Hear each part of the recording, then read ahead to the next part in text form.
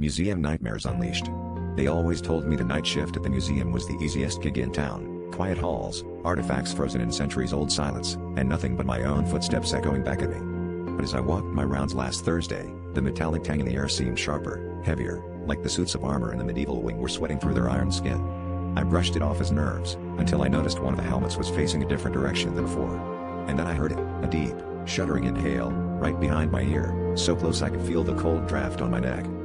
I spun around, flashlight trembling in my hand, and the helmet was back in place, visor down, unmoving. My mind raced, maybe it was an air vent, a trick of acoustics. But as I turned to leave, the heavy clang of metal footsteps followed me down the marble corridor, slow and deliberate. Every time I stopped, they stopped. When I ran, they picked up pace.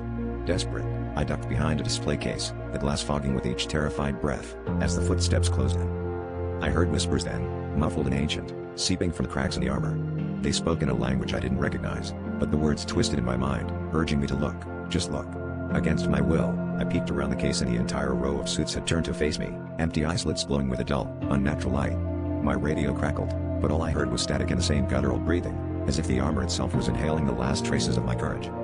I tried to bolt for the exit, but the doors were already sealed shut, locked from the outside. The armor marched closer, metal groaning, each suit moving with a strange, puppet-like synchronicity. As I pressed myself against the cold wall, I realized the true display wasn't for visitors, it was for the armor. And tonight, I was just another artifact, waiting to be enclosed, my breath joining the haunted chorus echoing through hollow steel.